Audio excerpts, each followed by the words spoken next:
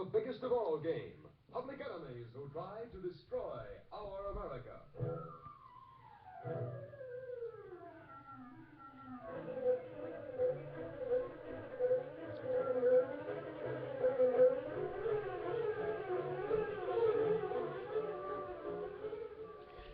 Welcome to the first broadcast on the Internet of the Michael Savage Show. It's kind of been a big day for me here.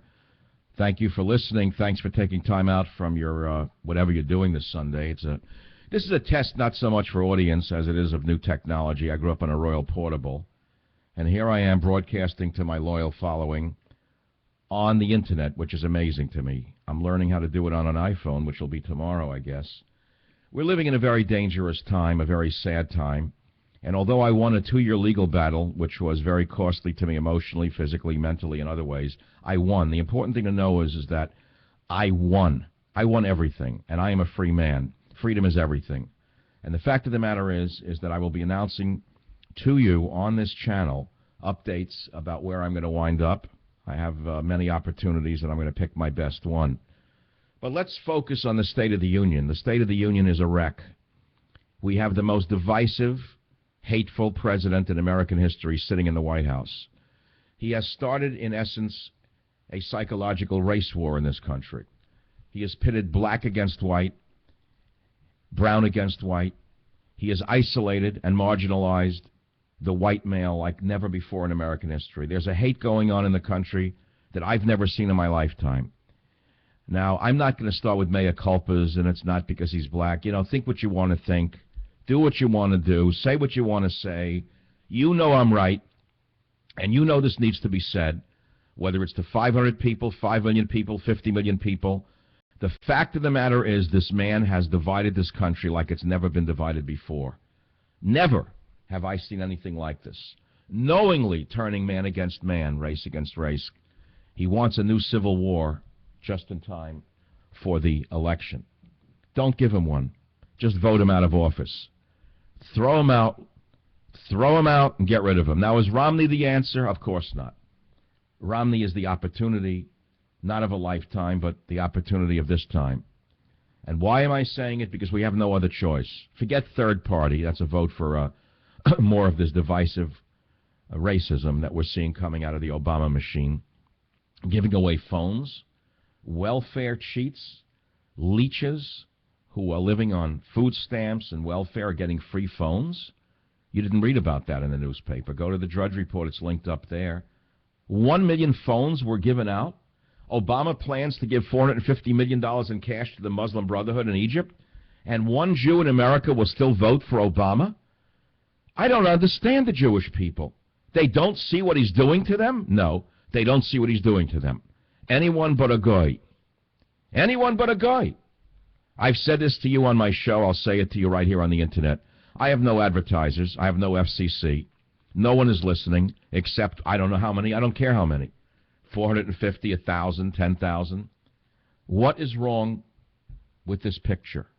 How could any white person vote for Obama, number one, knowing he's targeting them, is the first mystery. How could any Jewish person who supports Israel vote for Obama is the second mystery. It's beyond me to understand this. I have no idea. I have no answers for these groups. The fact of the matter is, I am here with you tonight on the Savage Nation for the first time with no advertisers looking over my shoulder, no syndicator telling me what I can't say or hitting me. Do you know that I've been edited steadily for 10 years? You didn't know that. If you've listened to my show, you probably have never heard one of my shows ever. You never heard a Michael Savage show, ever. What you heard was an edited version, edited by some moron with a junior high school degree from Guadalajara, Mexico, who was sitting in the back room cutting me up and dicing me up without telling me they were doing it. Well, those days are over. Michael Savage Unleashed live on the Internet. It just went up on the Drudge Report, and thank you for doing that. The fact of the matter is, why would I choose Sunday night? Why would I do a broadcast on a Sunday night? Why? Because it's time to talk to my audience. I'm not doing this for numbers. As you know, it's free. I'm doing it for the freedom.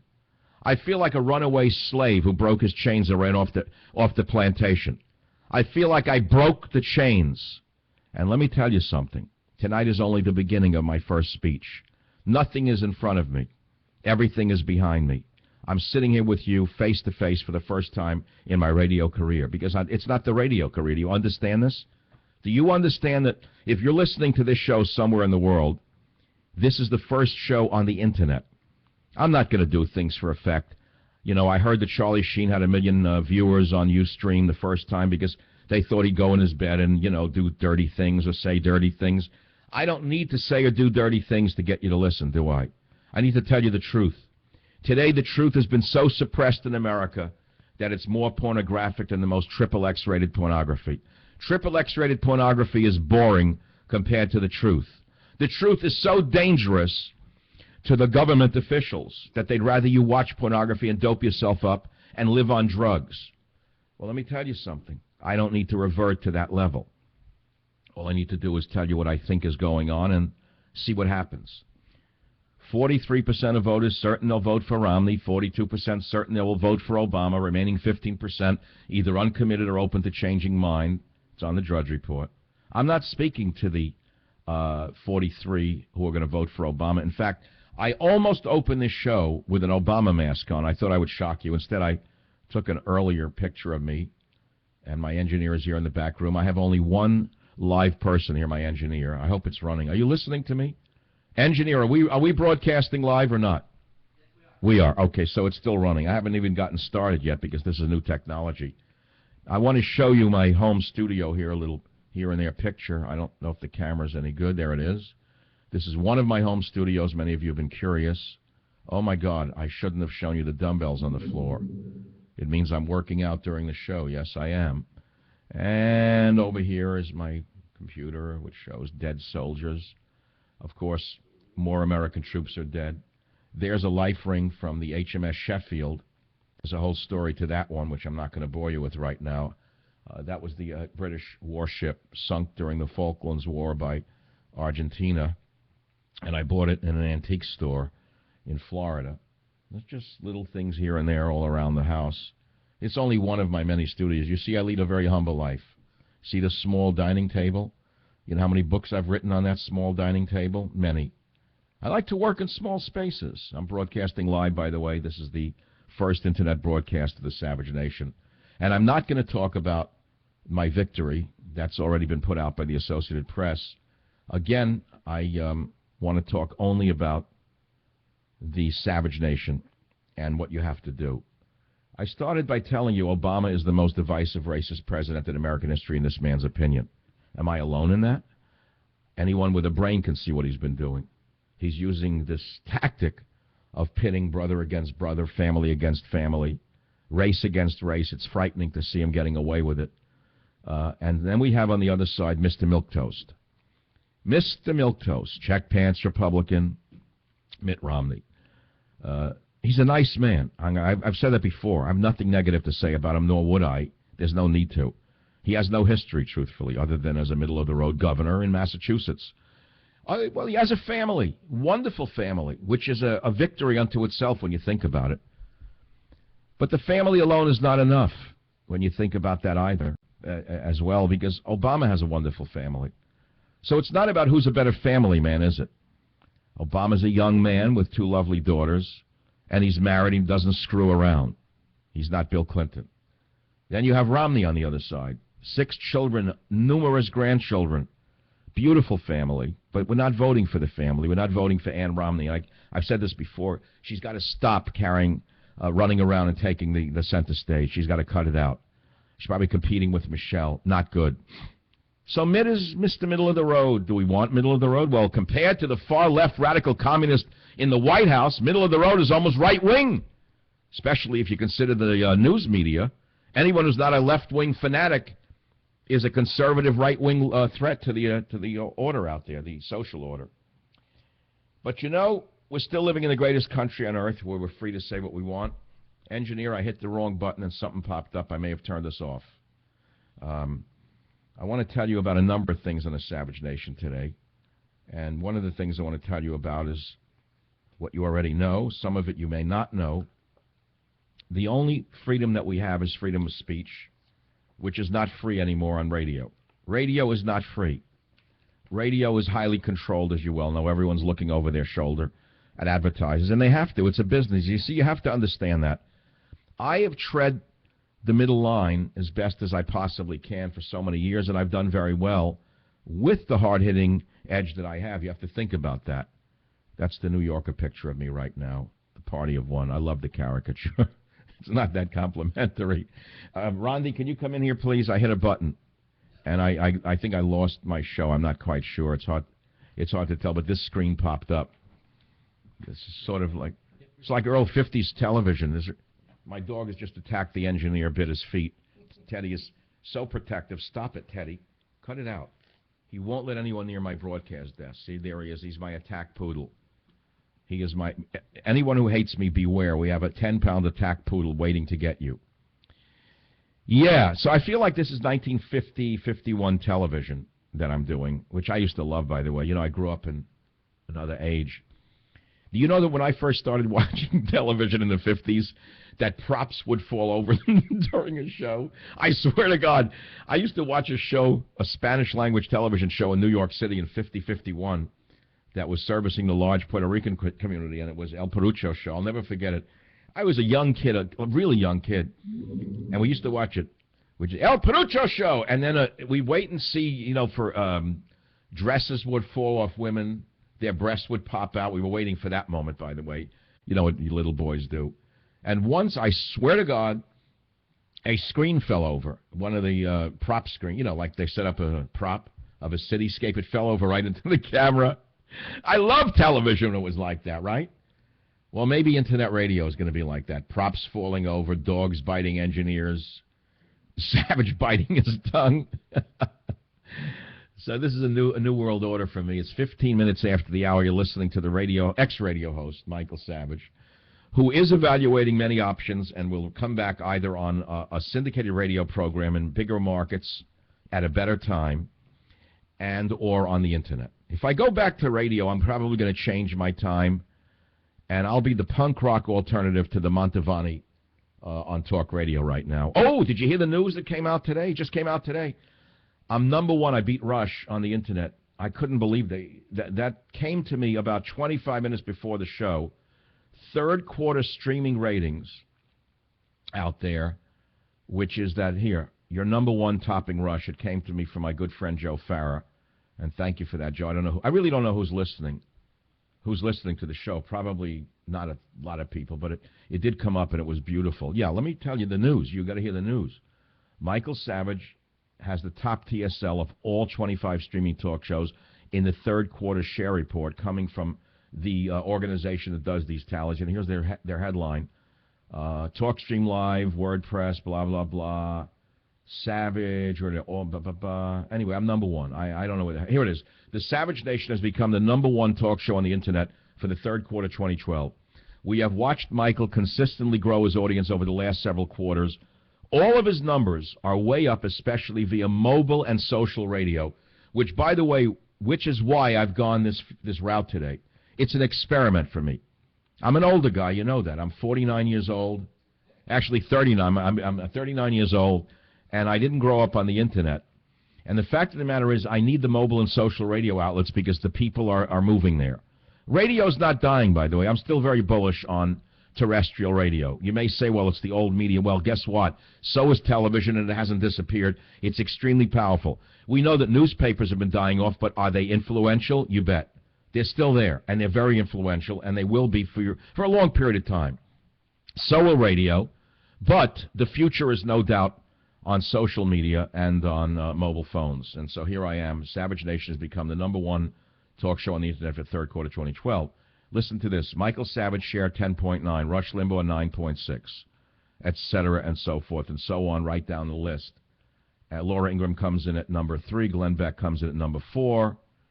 The guy who sounds like Groucho Marx's grandmother getting a hysterectomy in a clinic in Puerto Rico in 1951 without anesthesia. The one who sounds like Groucho Marx, who would be nowhere were it not for the Wallbanger, and he probably will be nowhere very soon. In fact, there's a good opportunity for me to move my time slot on radio and beat the Wallbanger and drive him away from radio. So if Wallbanger, if you're listening, to this show, understand that I'm free now. The chains have been broken. I ran off the plantation. I literally ran off the plantation, and they're going to be left with nothing because I was all they had, so far as I know. You know, years ago, a couple of years now, God, August 3rd, 2009, Party of One, the New Yorker. That's what the light is on right now, a little overlit, with the gnome-like caricature of me. They said Michael Savage is a marvelous storyteller, a quirky thinker, and an incorrigible free associator.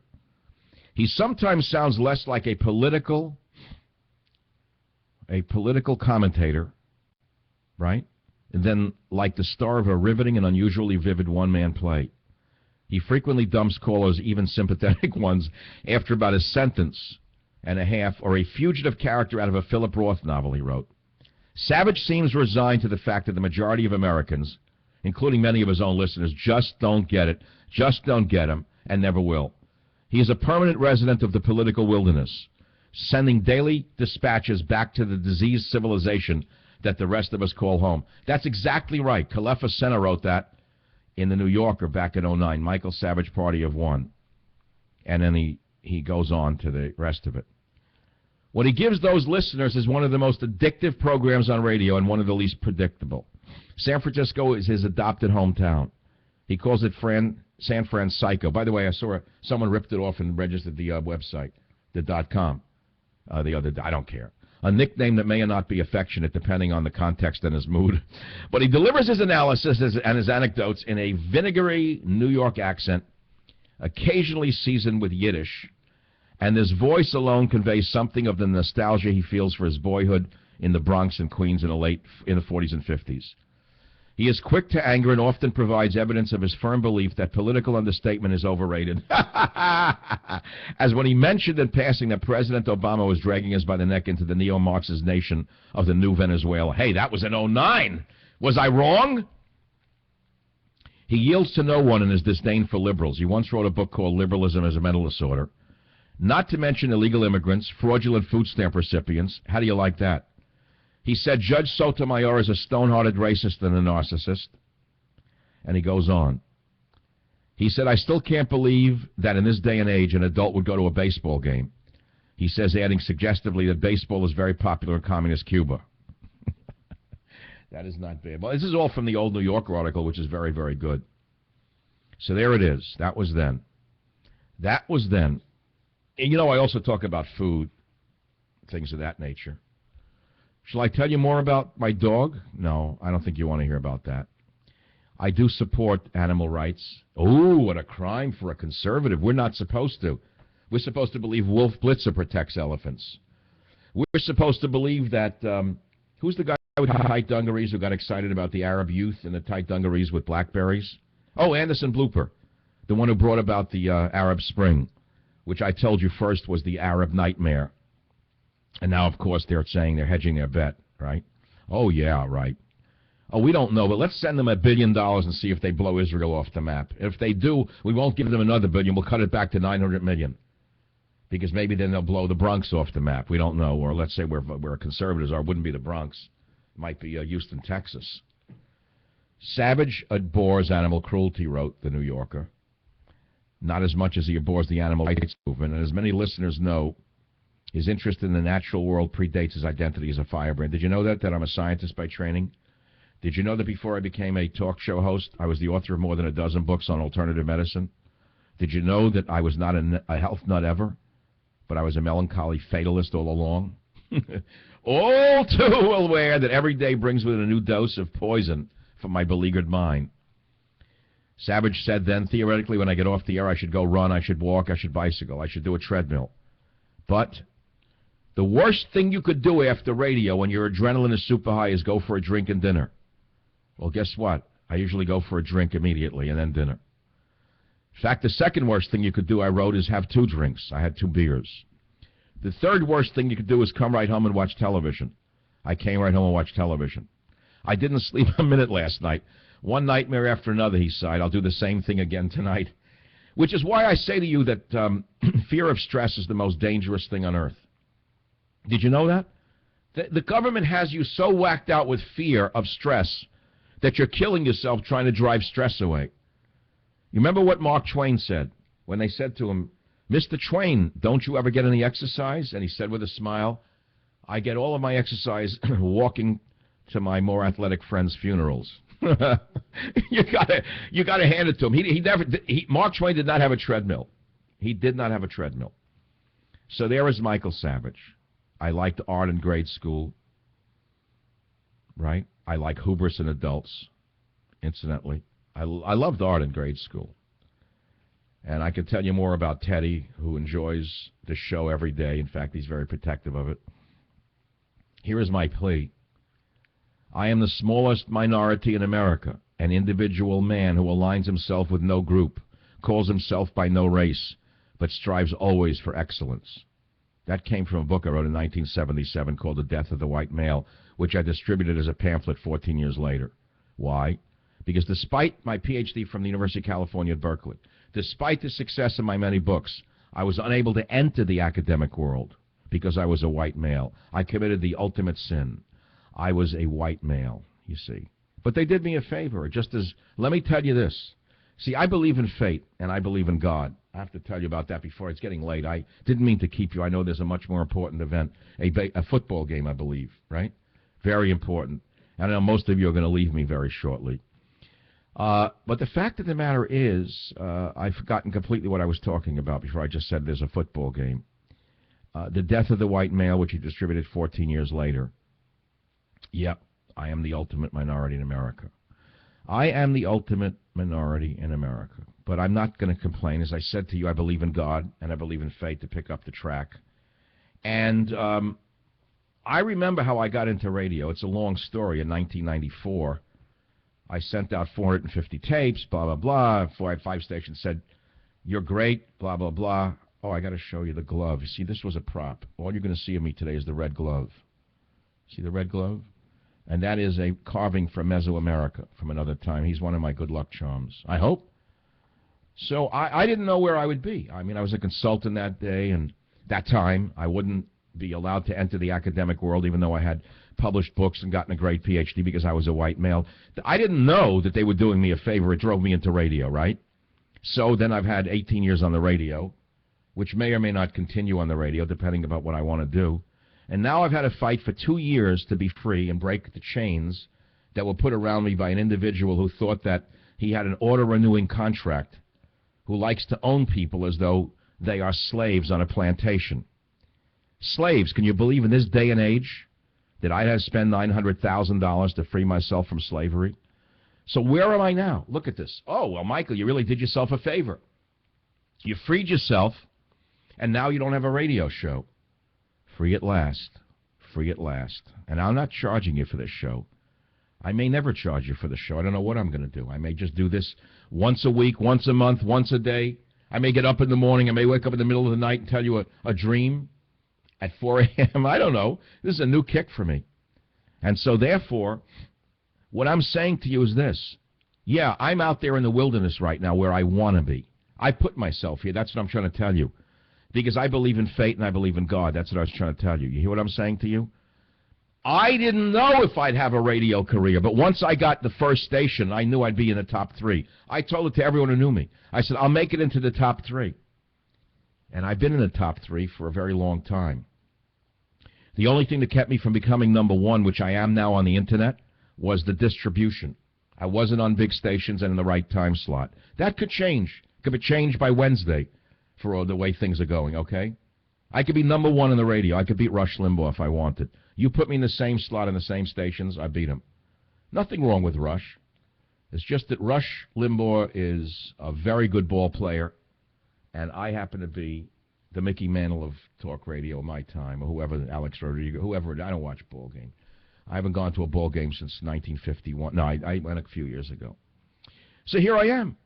I am the smallest minority in America, an individual man who aligns himself with no group, calls himself by no race, but strives always for excellence. And I believe excellence will eventually prevail. And I believe, personally, that God put me here today on this Internet show to talk to my core audience. It could be a few hundred people today.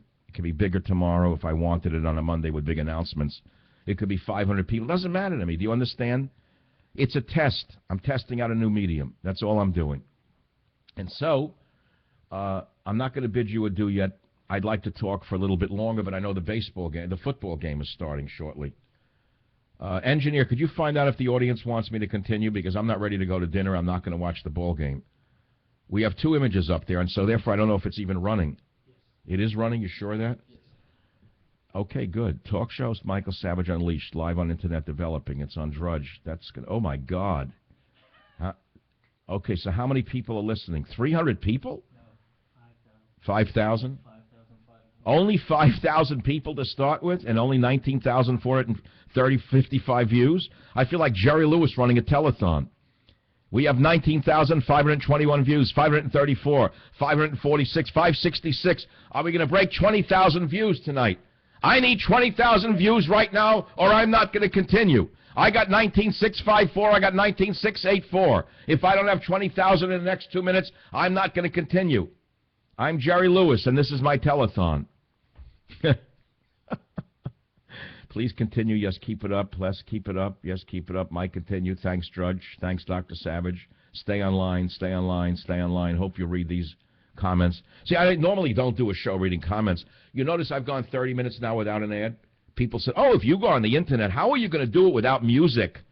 How are you going to do it without music? How are you going to do it without breaks? How are you going to do it without callers? Well, I guess I've been doing it without anything for a while now, right? No, you changed the tape. I'm going to get Beethoven now. You got to bring it back to the right disc. I think you hit Latin music, which is just as good. We just played with some music sounds today. Savage says over the years his political orientation never really changed, but he hasn't always identified with conservatism. He says that his difficulties in academia left him feeling alienated from society and helped nudge him out of the liberal orbit. Okay? Sather Tower, the main landmark of University of California, Berkeley, is visible from his house, and he's amused by the idea that one lousy tenure-track job might have been enough to prevent him from becoming a media star. Had I been given a teaching position, would I have voted for Obama in the last election? I don't know, he said. That's an interesting question. The answer is no, because I detested doctrinaire liberals even then. Did you hear this? So nothing's really changed. People say, oh, hey, is Savage really like that off the air, or is that an act? Well, you're going to find out over the next few days, weeks, and months that it's not an act. In fact, it's always been me. This is me. This is me, the Savage Nation. What are we at now in numbers? I have to see because did we break 20? Where? Oh, we did it. Jerry did it. Jerry got 21,103. Teddy, come over here to celebrate. Somebody get Teddy a greenie. You're going to see no, he'll bite your hand if you see the greenie. Do you know how happy I am to be? I feel freer than I've ever felt in my entire life, let alone the last 10 years. I mean, it's unbelievable. Remember, when I went into talk radio, conservative talk radio was in its third, fourth, or fifth generation. And it was only new in the late 80s after the FCC abolished the Fairness Doctrine, right? So here I am. I'm in the new world order now, which is there's no controlling this. There's no controlling this. And since I beat Rush on the Internet, you could see the handwriting on the wall. Hey, I never did this for the money. Do you understand that? Borders, language, culture. I want you to go to Amazon right now, by the way, and do me a favor. And this is important to me, and I'll tell you why. I want you to buy Train Tracks right now if you enjoy the show. Here is the reason. My publisher believes in me, and I don't want to disappoint my publisher, because if I don't wind up back on the radio in a week or a month, and it may take a little longer, and then it takes me a few weeks to get back on the Internet, they're going to say, well, come on, you said you're going to be on radio. There's no clause in this contract. But I like to fulfill my obligations to people. I always have. Anyone who's ever worked with Michael has made money. No one's ever lost money. I've always rewarded people who believed in me. And my publishers believe in me. And I'm very proud of Train Tracks. I wish I had a picture or cover. I don't. To show you. That's my book. It's going to come out the week of the election. I'm not going to read from it right now. I planned on that, but I'll do that another day. Many of you made this a bestseller. Love the book. I understand that it's the most popular book in the war room of the Obama White House. I believe that more Obama operatives have read Trickle-Down Tyranny, Crushing Obama's Dream of the Socialist States of America, than the Romney camp. I think the Romney camp wouldn't even read the book. They'd be afraid to be seen with it. But I think the Obama camp, which seems to be smarter and better organized and meaner, understands that they better understand the other side. You understand that? I'm also proud of my first novel. I have to go into this for a minute. Abuse of Power, which I loved getting into writing novels because I started as a writer. I am so happy with this book, right? But, you want to hear a surprise? Here's a book cover that you've not seen yet. Books of the making of many books, there is no end. I got the first galley proofs of my next Jack Hatfield novel, A Time for War. It is so good. I took it to San Francisco last night, to North Beach. I tried to read it to a guy who owns an Italian restaurant. I tried to tell him I immortalized him. You won't believe this. I read the pages in here, set outside his restaurant. Thank God I fictionalized it and called it Spamanti's Restaurant. I'm so lucky I didn't call it by its right name. The guy wouldn't listen to me. I'm reading it to him. I'm telling him that it's him and it's his restaurant. And I'm reading it outside with the fog blowing and it's ice cold. I named him Bruno. He's not Bruno. I love him anyway. He's like a friend. I argue with him all the time. He's like a relative from the old world. And he says to me, you got to see a paper a woman gave me in the restaurant right now. I said, what's wrong with you? I'm reading my new novel. You've been immortalized. Do you understand that you speak the English, right? You speak of the Italian, but you speak of the English? I said, do you know what mort means? It means dead. Do you know what immortalized means, Bruno? It means you're not dead. You're immortalized. You live forever in my novel. He says, oh, very nice, but look at a note that this woman gave me tonight. I said, why are you insulting me? What is wrong with you? I put down my beer, and I said, good night. I'm going to go across the street. And I didn't eat there. It was jammed. God bless him. I hope he does well. Chances of me ever going in there again is 0. And I said, you know what I'm going to do? I'm going across the street to the U.S. restaurant, which is basically a hole in the wall owned by a really nice Sicilian guy. The food is incredible. And I said, you know what? I'll immortalize him next time. And I won't call him Bruno. That was last night. Now, here's the funny part. Here's the funny part. Here is the funny part, if that wasn't a funny part. The food was incredible. I had spaghetti and broccoli, no butter. It's fabulous, unbelievable. And then I had to take a limo home. Don't ask the whole story. I left my car at home. I went in one way. I had to go home with another. Now, here was an interesting story going home. Incidentally, since I'm broadcasting live, you want to hear the story, yes or no? Engineer, could you come in and see if they're saying yes to the story? Because I don't really want to do necessarily politics. Savage should do a show drunk, says Hiram Kadmon. Seance 6 to knock out Levin. Who's Levinsky? What do you mean, knock him? I never heard of him. Oh, Groucho Marx's grandmother getting a hysterectomy. Teddy, come here. Show the audience what you look like. Honey, come here. Don't go down there. Don't go under that. No, we need a light on Teddy. Oh, so the limo driver, you want to hear this story? You won't believe this story. It's amazing. See, I learn everywhere. Here's the thing with me. I don't need to rehearse. I get in the limo. I mean, I knew that they had limos in front of the restaurant there, and I knew some of the guys were Kurdish. And so I said, okay, get me him. I didn't want to go to a standard taxi. These are great guys. So the guy drives me home. It's a long ride. I didn't stay in my place in the city. Jack Hatfield needed to go home to his quiet. Oh, you want to show them the waterfront, engineer? Open the screen first. And here, you could do the video while I'm talking. I can't have a toy car right now. Teddy, stop it.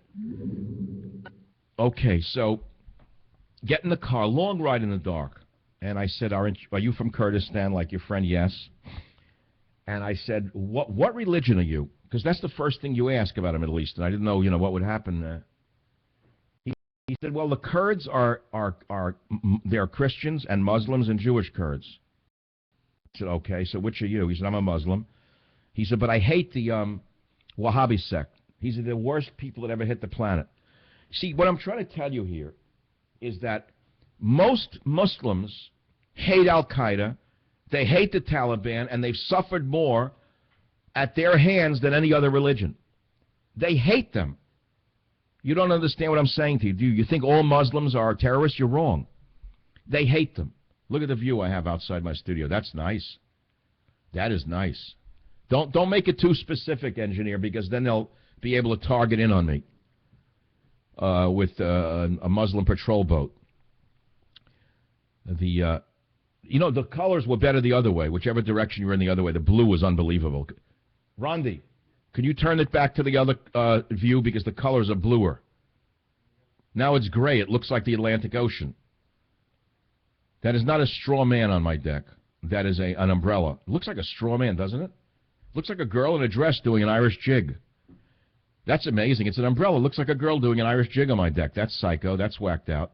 The color just died. It was gorgeous before. So listen to this. So we're driving. He says he's in America. He got here on a lottery. I said, you're kidding me. You're a lucky man. I thank God, we got one good one on the lottery anyway. He said, I love America. He said, I don't use food stamps. He said, I know many people come here. They make good money, and they use food stamps anyway. I said, tell that to Obama. He's giving them out like, it's like buying votes with food stamps. What do you think he's doing? What do you think? It's it's new to Chicago? You used to get people to the polls and voters years ago. People to vote in Chicago. They give out little $5 bottles of cherry whiskey, cherry brandy. Anything's changed? Now they give out a food stamp so they can buy crack with it or whatever. So here we are. So we're driving. He says, I have 2 children. I said, what is your last name? I can't give it out. I won't give the exact name. He says, well, my last name is, and he gives me a totally Jewish name. He's a Muslim now. He said, okay, my name is Shapiro. I said, what? You're from Kurdistan?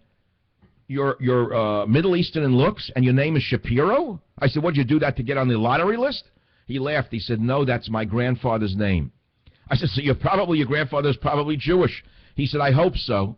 See what I'm saying? Look at this, how amazing the world really is, what good people there are out there compared to the haters that we see. And that was the long ride. Get to the house in the dark. I couldn't get in my own house. I didn't have a key to my front door. Would you believe it? And instead of racing back to the city, the guy was only making a one-way trip. He waited with me with a flashlight until someone came to open the door for me. Waited 20 minutes. I said, please leave me in the dark. Don't stay here, So I love people. I love people, and I love Life 101 in the sense that you meet wonderful people if you're really open to it. You understand that? It's beautiful out there.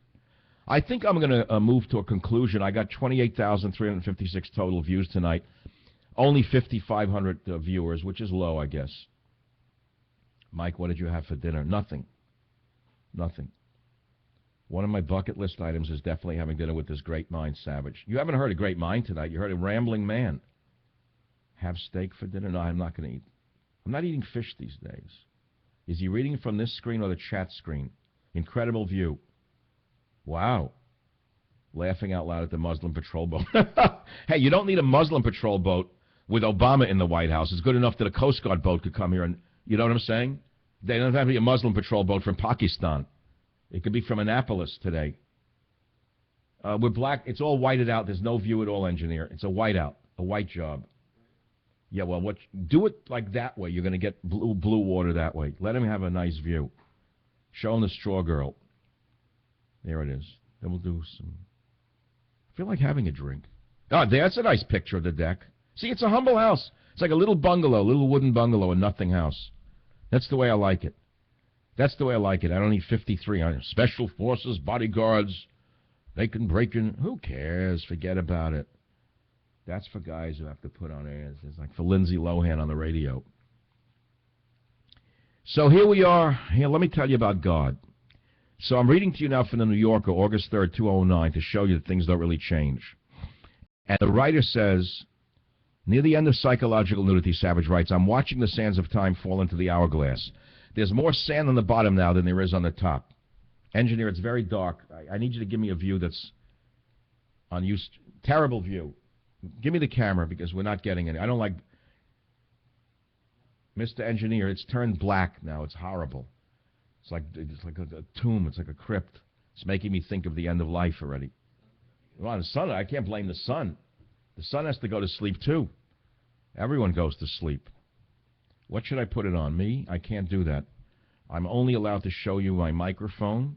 There's the non-gold microphone. No awards in the house. I have no awards. I don't go to any conferences. In fact, anyone who would invite me... Oh, my nose is showing. That's the Groucho thing. See the glove? See the red glove? That's the only thing you're going to see is the red glove as I go on with the show. Actually, I think I'm going to get a bandaged face like the Humphrey Bogart character in the 1947 movie when he goes up those steps, and I may have my face bandaged and just come on the air like that. I'm giving you a hint of some things I'm thinking of. So I'm going to read this to you now. So near the end of Psychological Nudity, Savage says, I'm watching the sands of time fall into the hourglass. There's more sand on the bottom now than there is on the top, right? And he makes reference to his own death with startling frequency, a few times an hour, week after week, talking about his own death. A few times an hour, week after week. Just about anything can set him off.